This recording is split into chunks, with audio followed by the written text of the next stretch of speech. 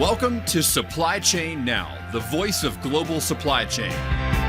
Supply Chain Now focuses on the best in the business for our worldwide audience, the people, the technologies, the best practices, and today's critical issues, the challenges and opportunities. Stay tuned to hear from those making global business happen right here on Supply Chain Now. Hello, everyone. This is Kevin L. Jackson, and welcome to Digital Transformers.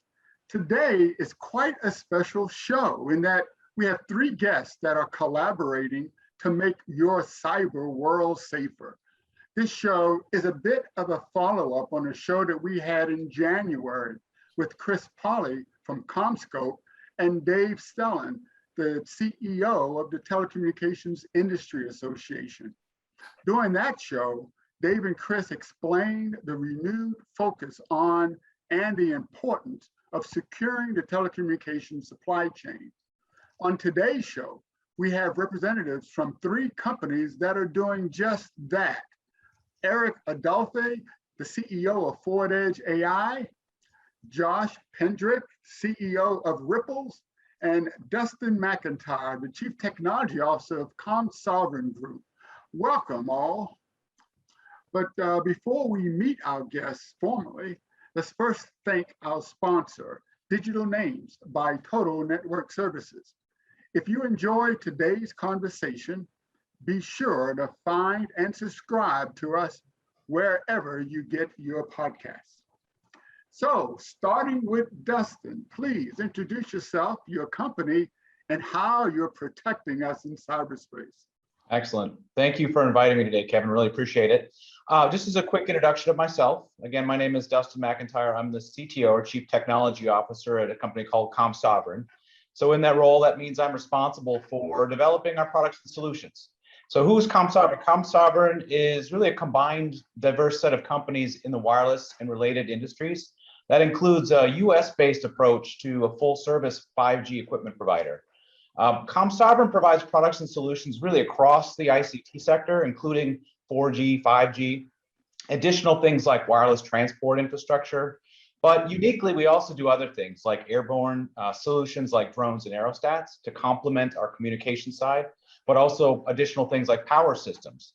And I would say more pointing to today's conversation is that we brought in a new key piece called mobile edge computing, or MEC, which really amplifies or accelerates the 5G picture into the next realm, which is the application solutions.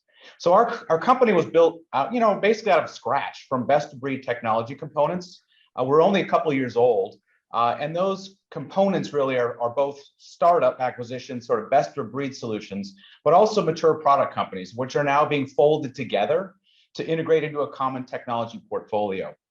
And what that does, that really brings together a harmony of leading edge next generation capabilities, such as our Lexstrom in-band full duplex technology, so that's a radio technology, our silicon photonics piece, which relates to the fiber optic networks, but also our mature product companies that bring forward manufacturing capabilities and know-how.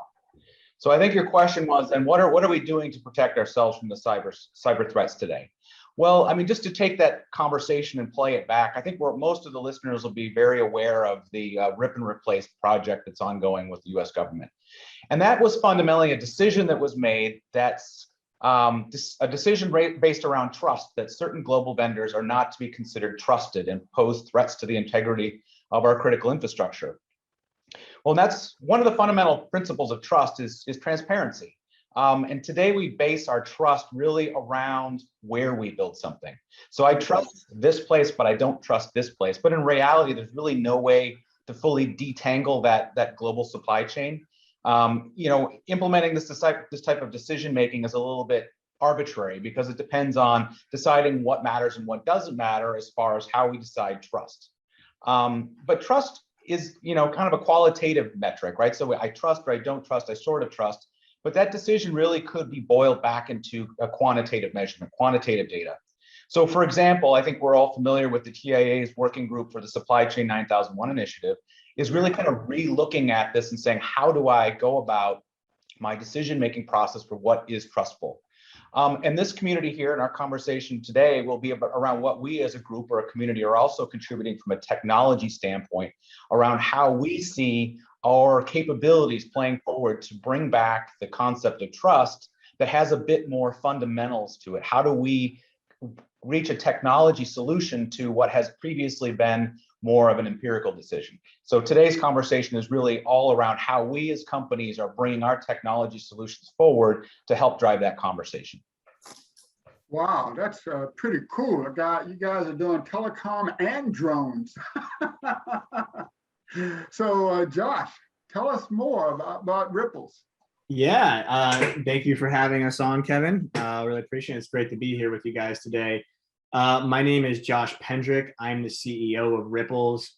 We are a spatial computing company.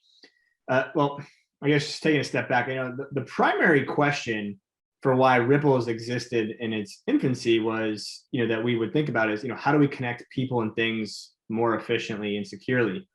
And that's really kind of the question that sort of started it all. And along the way, we ended up with some really cool technology. And so what that cool technology is what we really do is we connect the digital and physical world in some really interesting and unique ways. We have a patented spatial computing system that essentially overlays a digital world on top of the physical world. So if you can kind of just imagine, even in the rooms that we're all sitting in right now, this airspace around us being, just imagine this invisible 3D grid of, cubes of space, airspace existing, and digital files being able to exist in these cubes of space. That's basically what our system does. It maps the space, it stores addresses of physical environment, and allows the ability to program digital files or digital computing commands to these areas of space. And you can kind of think of it as in the same way you see invisible there's invisible atoms in the air around us, this matter, we've kind of enabled this digital matter to exist. And what you can do with it is all sorts of different applications. Of course, there's a lot we're going to be talking about today in terms of supply chain security, but really it's just this new reality, environment reality that we've enabled, and that's what we call Interlife, this world of a digital world overlaid on the physical. And really Ripples is just the glue between this physical and digital space. Wow, and over the past year, we've all become fully digital, fully virtual. And it seems that you're trying to merge us, right? To make that a normal thing. Yeah, companies, there's all this talk about digital transformation. I know it's a major topic of what you're talking about on a regular basis, Kevin. And from our point of view, the physical is not being incorporated, into that discussion, nearly enough, because the reality is the world is physical. Internet of Things has physical devices, and so if you can kind of take this next layer, which in the way that we look at it, it's going not just the Internet of Things, but there's Internet of Space essentially that we enable, and marry that in, you get a really nice holistic kind of landscape to take commerce and business and just general life applications to a whole new level. Wow, that's amazing. And Eric, the name of your company, Forward Edge AI, artificial intelligence, that could scare someone from the very beginning. So tell us, what does Forward Edge AI do? Yeah, Kevin, it scares me too. And I tell you, every time I listen to Josh, I'm just like blown away. When I was in college, I actually studied physics. And so what Josh is doing is something called, when you look at space-time, it's called a cube universe, which is kind of interesting. So we're moving in the direction that Einstein talked about. Anyway, I'm that's how we see it too. Very cool, very cool. So anyway, I'm Eric Adolphe, and I'm CEO and co-founder of Forward Edge AI. And as the name says, we focus on bringing artificial intelligence to the edge. That's how we came up with the name, right? And we think about, so we're talking about supply chain, protecting the supply chain. So there's a physical supply chain and there's also software, right? So as these edge devices become smarter, we have to start thinking about the software supply chain. And there's not enough work that's been done in that particular space. So as an example, it costs about $240,000 on average to deploy a new, and I'm going to use acronyms, AI ML algorithms, right? About $240,000. So a lot in industry have sort of, I don't want to say cut corners, but they're leveraging what's already existing, like pre-trained models to shorten that life cycle development. The problem with that is we don't have a good sense of the provenance of the model, right? And the data that it's being trained on. Yeah. So we did some fairly, straightforward tests to demonstrate what we're talking about. And it's very easy if we understand where those models came from, and a lot of times they come from the same places, we can very easily fool those algorithms to misclassify information, right? So I can trick one of the algorithms to think that an alligator is a hammer, for example, right? It's called a single pixel attack. So understanding and protecting the provenance of the models and the training data is going to be a huge problem as these devices become more and more intelligent.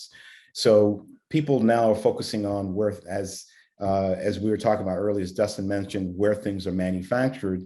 Well, we got to start thinking about where software is manufactured too, not just where it's manufactured, but where is it going? What's the whole supply chain? So Forward Edge is tackling this and other problems.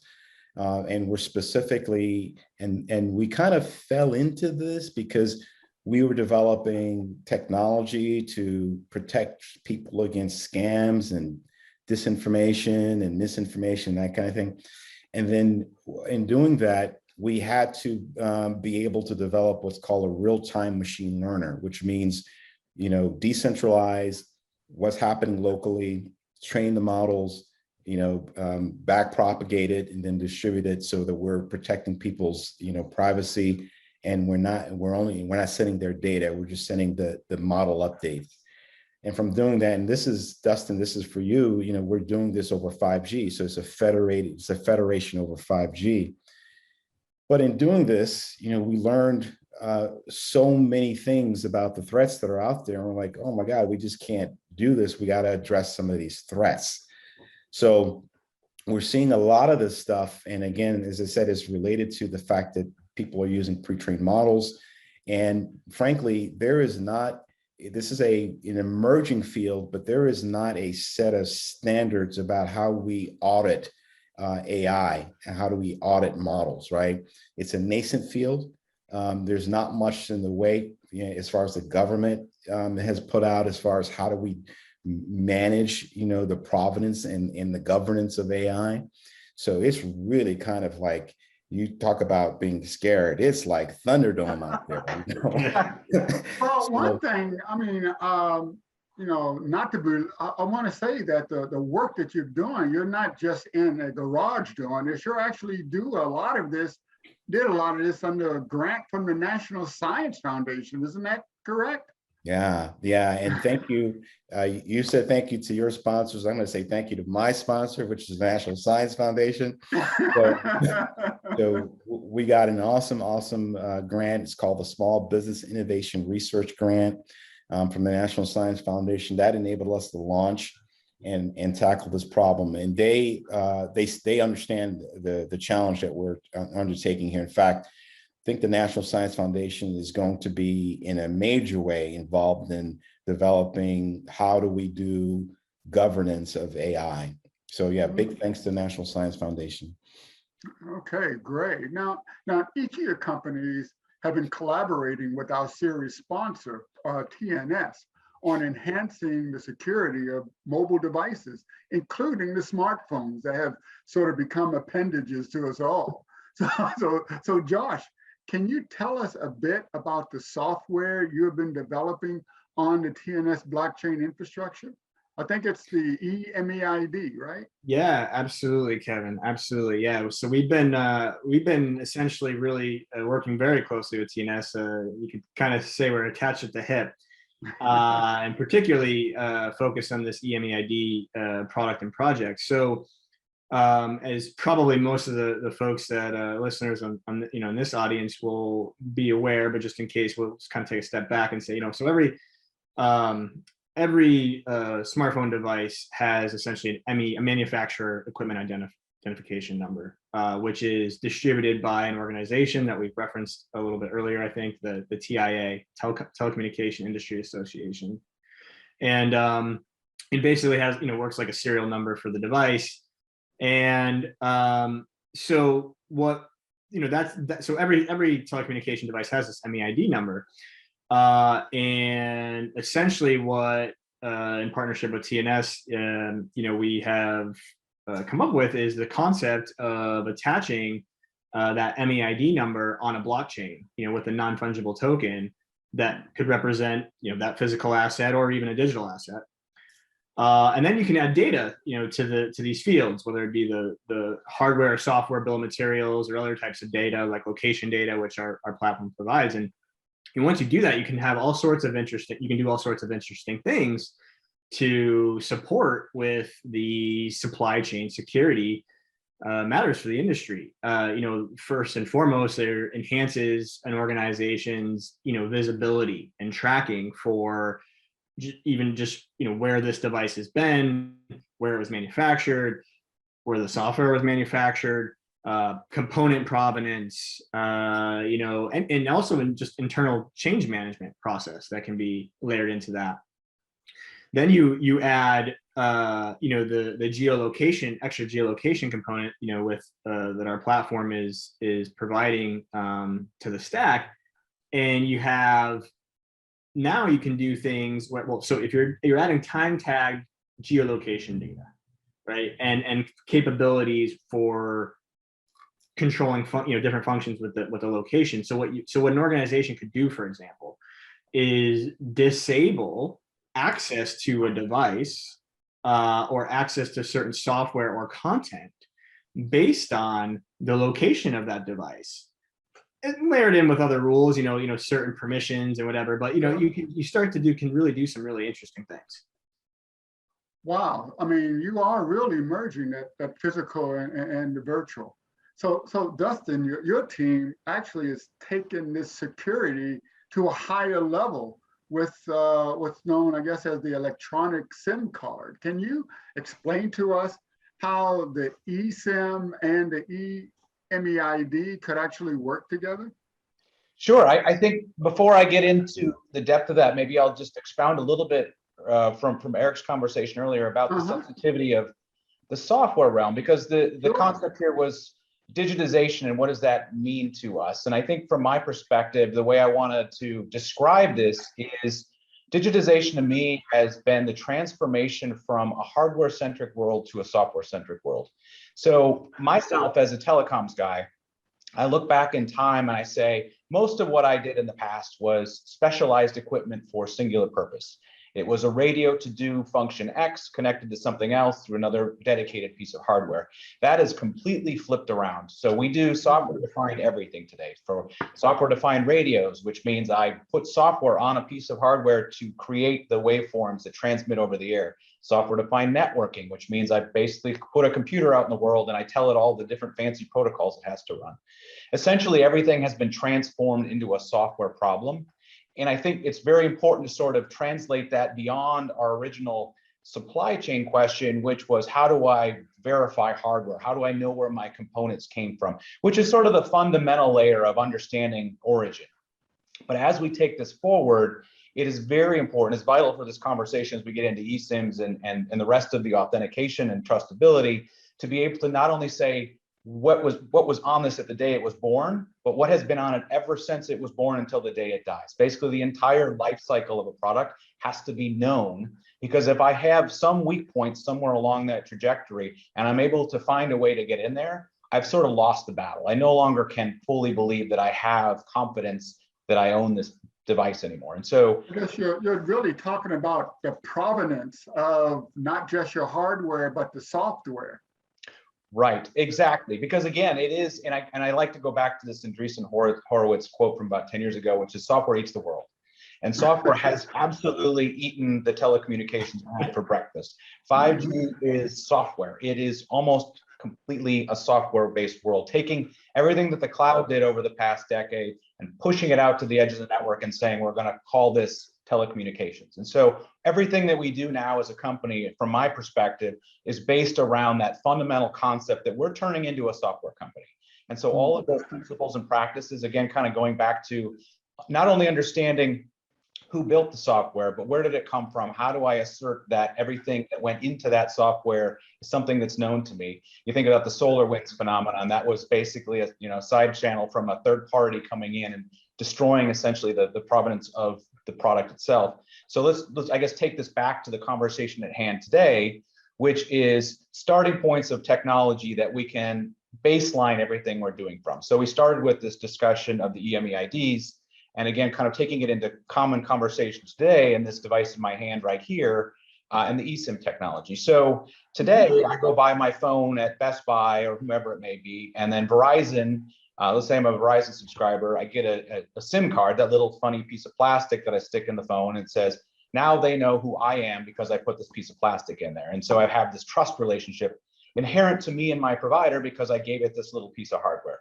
Well, that doesn't really scale in the telecommunications world because I can't go putting little chips and everything to sort of set my root of trust. So we've created this concept of eSIM, which is basically an online provisioning of that trust relationship through doing something that I have to physically do. So whether that's scanning a QR code or two-factor, we all have these two-factor authenticators on our phones now. How do I sort of establish myself, use that as the baseline to create this connection between two endpoints to start building the trust relationship? And so we've been using this eSIM concept to sort of bootstrap the whole idea to be able to now take that as the starting point, the nexus or genesis for building out this chain of trust, which then, as Josh was mentioning, kind of builds this ledger, right? How do you create a historical record from cradle to grave of everything that's ever happened that I find interesting? So all this metadata that piles on top of the story, I have to have that, and I have to be able to assert that it's true. So how do I create the story of, I know the information, but you have to believe me or we don't have a trust relationship?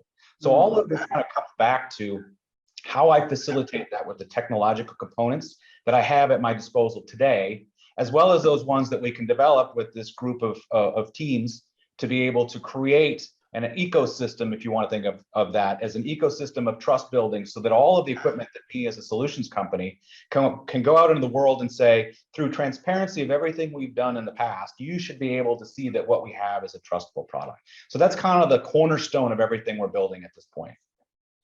Wow, that's amazing. You're taking the physical aspects of trust and basically eliminating them so that you can do everything virtually and still have trust, and then putting the record of what has been done with either hardware or software on this immutable blockchain, so that you have not only the state or the status of that item now, but what it's been forever in the past. Exactly. I mean, I think of it as in an engineering company, we have a process to build a product. And through that process, there are things like ECOs or engineering change orders, which means in the process, we have agreed to make this change, and therefore the process being augmented. Well, that's fine to give me the idea of being able to establish a confidence level that what I will build is trustable. But how do I know each and everything that has come out the other end in the numerous permutations of things that may have come down the road with all the software changes, et cetera? How do I continue that story from an individual product level? That's where we have to build all this technology in order for us to facilitate the, how do I know from beginning to end that everything has been transacted on this device is something I can believe. Wow, that's huge. So Eric, I know Forward Edge AI is taking all these ideas, and they're not concepts. You're actually creating products, and you're going to market and actually delivering to customers. So how are you actually taking these advanced security solutions in the marketplace? What industry verticals or what customers can you share with us? Yeah, so before I do that, so Dustin said some pretty cool things, and Sure. is very interesting because as I listen to all the speakers today, it just reinforces how digital transformation means different things to everybody, depending on their industry, their vertical, and their perspective. And for me, digital transformation is really, business transformation that's enabled by digitalization. And so that digital moniker is a bit of a misnomer, because the essence of digital transformation is changing business process enabled or forced by digital technologies or digitalization technologies. And one example of this is the convergence of what we call information technology and operational technology. OT is typically like a control system. It may be a SCADA or an IoT device. I think as smartphones as like the ultimate OT device. I mean, people today are using their smartphones to control their home security. They're using their smartphone for medical device interface. They're using for all kinds of things. So as an aside, I was in a hotel and out in California, and instead of using a remote control for the television, you had to use your smartphone. You scanned the QR code, and then your smartphone became the control for the television. Yeah, and in fact, in some hotels now, you can actually use your smartphone to actually open your door. No more keys. So the verticals that got me really, really excited: transportation, so-called smart cities, mobility related verticals, federal, state, and local, healthcare, financial. I know you said the limited to two, but those are the. No, you can tell me more. Tell me more. Yeah, those are the big four for me, and I'm really interested to see where this goes, as far as particularly with 5G, where this goes to as far as like self-driving vehicles, intelligent transportation systems, all that applies. But I think the bottom line is, with all of these verticals, within the OT, operational technology domain, this creates the need for better governance due to cybersecurity concerns. So even what Dustin was talking about earlier, we're doing things in a new way because of digitalization, right? So now if I have the ability to open my door with my smartphone, what kind of problems does that create, right? Will somebody be able to open my door, So we have to start thinking about these things in a different way. And, the customers themselves are going to need the governance and a provenance strategy that leverage digital technology. And that's where I think a lot of this comes in, eSIM and TNS, because TNS for us is giving us the ability to do that provenance, right? And I think eSIM is going to be just another empowering tool that's going to enable you to do that kind of provenance as well and secure this future. So very excited about that. And yes, Kevin, we are deploying these technologies. Just a quick plug. Our first product is Gabriel, which is protecting users against vishing and smishing scams. And we're focusing on these scams that are targeting vulnerable populations. But we've got a second product that's in the hopper. It's called Blaze. And essentially what Blaze is a handheld Android device that is able to detect COVID, E. coli, MRSA, all kinds of pathogens on your keyboard, doorknob, et cetera. So we envision a world where you'll have this smartphone on your belt or your purse, and you'll be able to pull it out, scan a doorknob, see if there's something bad on it before you touch it, a restaurant or a cruise liner. So that's our second product we're going to be deploying. So all of this is linked to everything we're talking about here today. And this digitalization is a brand new world. And, and that transformation element is going to require leadership at the top, the CEOs, to embrace it, to champion it in order for it to succeed, because it's going to be a cultural change as well. Wow, yeah, absolutely. And Dustin, I mean, I know you call yourself a telecommunications company, but you have so many components, and you're even a manufacturer. I mean, you're not, my grandfather's telco. So what about your customers? Who are your customers you're targeting with this? And what does it mean to them? Well, it's an interesting question, because if you had asked me that a year ago, I would have had one answer, and now I would say I have potentially another answer. So obviously the drive behind this originally was a public conversation brought about by the US government making the observation that there were folks out there doing things that they claimed to be nefarious, which then became a political argument, and so on and so on. And so we have customers in many different spaces. One of them obviously is in the federal space, US government entities such as Homeland Defense, public and first responders in police and fire services. So a lot of them are based in government funding that would require us to obviously comply with all of the priorities coming out of both Congress and the White House related to supply chain management.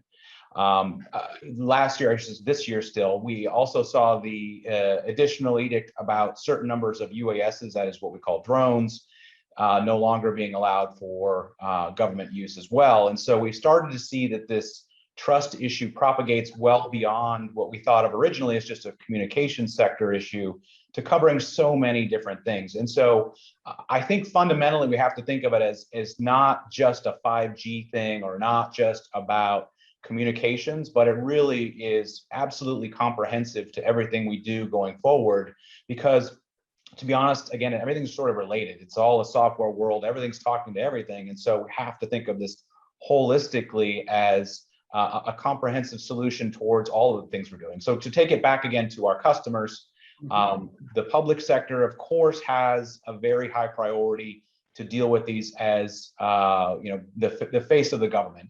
But equivalently, I would say now, again, coming back to this year, moving forward, is it has begun to have traction with commercial spaces. So if you look at a lot of enterprise type customers, especially those in environments like mining and gas and some of the others, where we saw what happens when things get hacked, gas pipelines go down, bad things happen. How do we, as a company, help to promote the fact that even the commercial side folks should be very invested in this as a solution long term?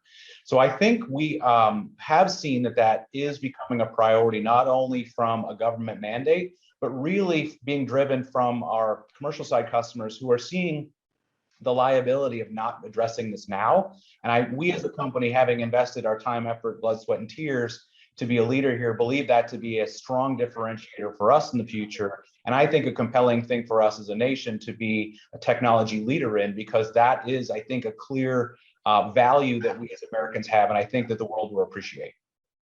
Wow, yeah, I really appreciate it. I mean, but Josh, your company, you said it, not me, is a geospatial engineering company. So how does that fit in with all of this telecommunication security? Well, I mean, it kind of goes back to a little bit of what I was just saying earlier, right? So specifically we're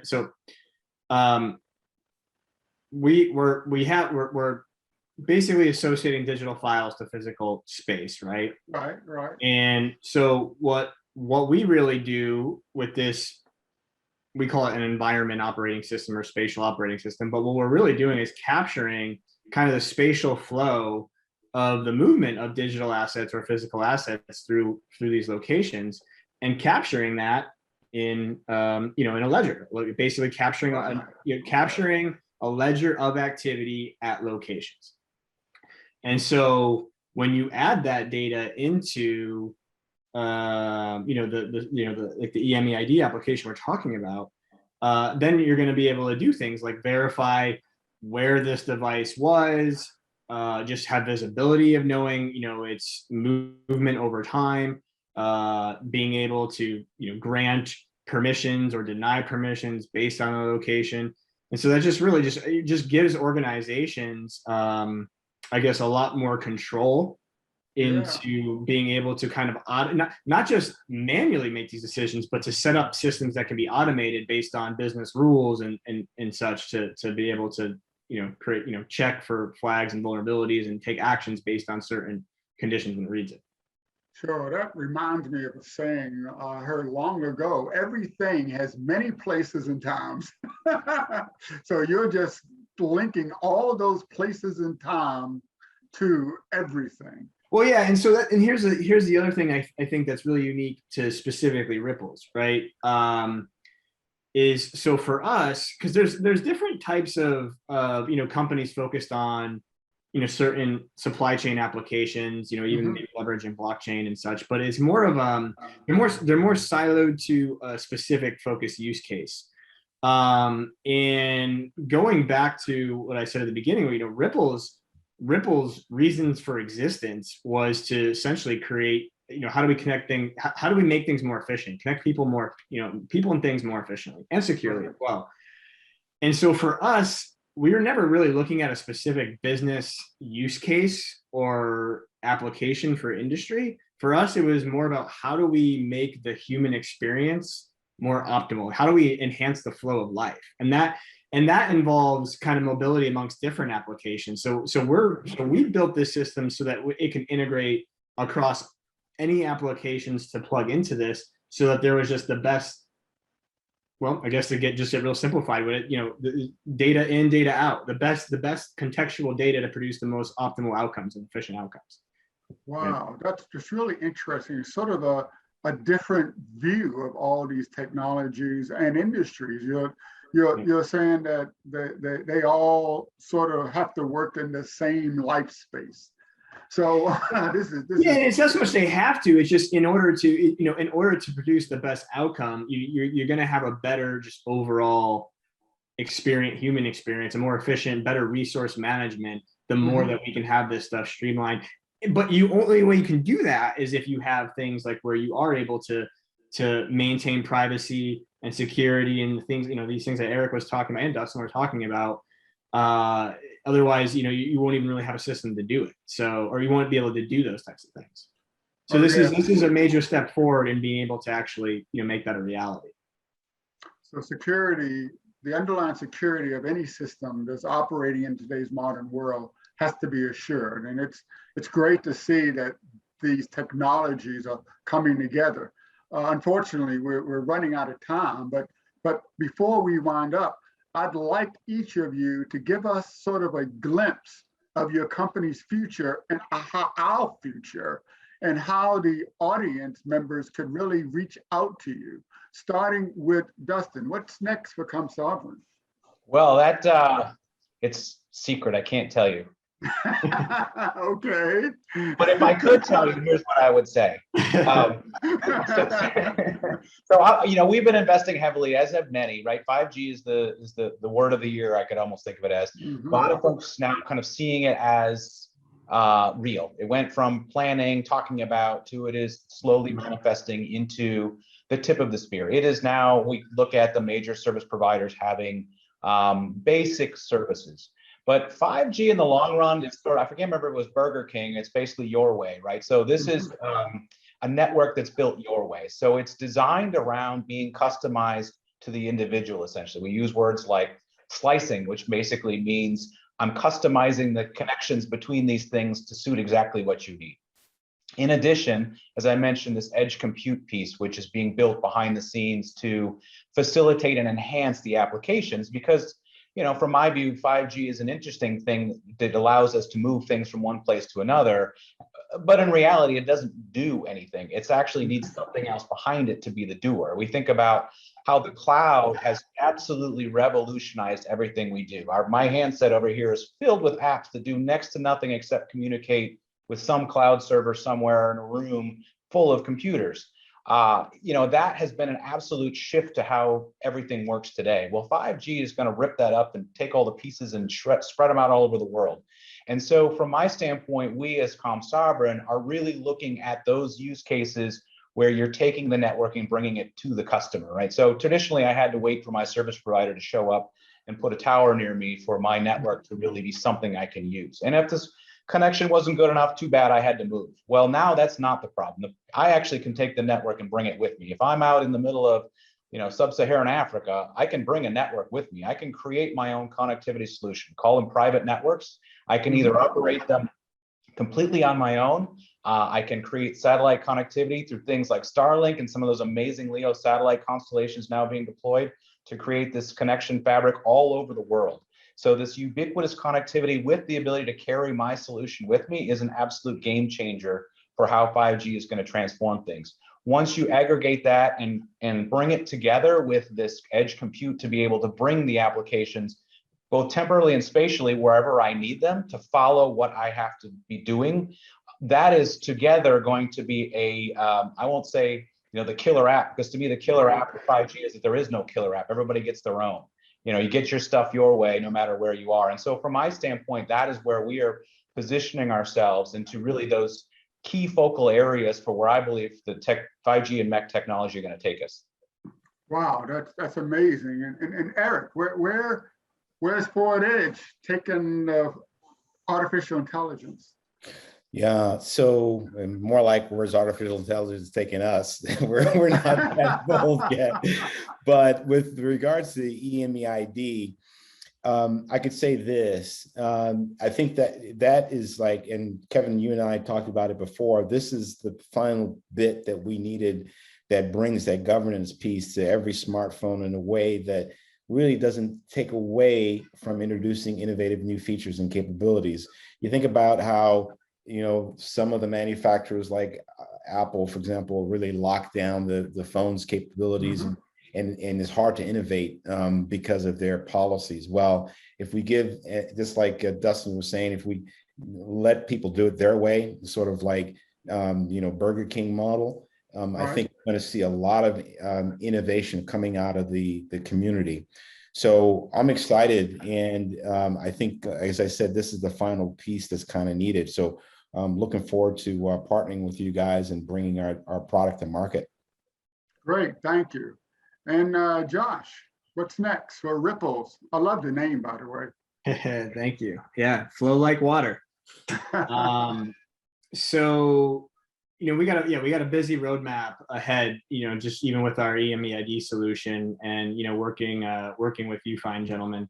I'm really excited about that. So that's a big part of what's next to come. And even it seems some of the things that Eric has on his side of the fence, we'll be pretty busy with some of that, for the next several months, and that's fantastic.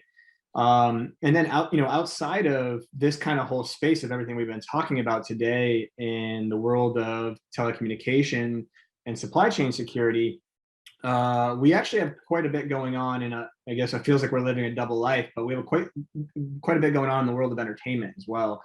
So it's particularly the world of location-based entertainment. So you think, places, physical venues that people go to, stadiums, entertainment districts, attractions, things like that, where high foot traffic for recreational purposes. We're going to be deploying over several of those types of venues, over the next 6 to 12 months. And we also have a consumer-based product that's actually a new kind of social media platform entangling the digital and physical worlds, and that'll be actually launching pretty soon. So you'll be able to see that coming out here in next several months. Wow, Josh, you're gonna have to take some of ComSovereign's networks into those places. So tell me, how Absolutely. can Actually, no, Dustin, we got to talk offline. I was already thinking there's something we got to talk software-defined radios. So, all right, good. Yeah. So just as we wind up, Josh, how could our audience reach out to you or Ripples? Yeah, sure. So, ripples.com is probably the easiest way to go there. You can just put a request on our site, or if you're reaching out to me, rypplzz.com. And I trust Kevin will provide the link as well in the show notes. And then also you can find me on either Twitter, Instagram, or LinkedIn, just at Josh Pendrick. Great. We will have all this information in the notes. And Eric, how could the audience reach out to you and forward it to that? Yeah, so if you have a can with a string attached to it, you can reach me. Yeah, so forwardedge-ai.com is our website, and you could hit me up on LinkedIn, Eric Adolphe at LinkedIn. Hit me up on LinkedIn. All right, great. And ComSovereign, Dustin, how can people reach out to you and ComSovereign? You can find me right there. Yeah. I think you can see that. Yeah, there we go. Yep. So that's how you find me. So we're, the website's great. We're out at a lot of trade shows, finally back in gear with a lot of the major trade shows back in person. We'll be at Mobile World Congress here in about 3 weeks. So anybody wants to hook up then, that'd be great. But other than that, you can always reach out to me. I'll make sure that Kevin's got my contact. Well, great. Yeah, and we'll put all this information in the show notes. So thank you all for protecting our future. We're out of time, so I would like to invite everyone to check out the wide variety of industry thought leadership at supplychainnow.com. You can find us and subscribe wherever you get your podcasts. So on behalf of the entire team here at Supply Chain Now, this is Kevin L. Jackson, wishing all of our listeners a bright and transformational future. We'll see you next time on Digital Transformers. Thanks for being a part of our Supply Chain Now community. Check out all of our programming at supplychainnow.com and make sure you subscribe to Supply Chain Now anywhere you listen to podcasts. And follow us on Facebook, LinkedIn, Twitter, and Instagram. See you next time on Supply Chain Now.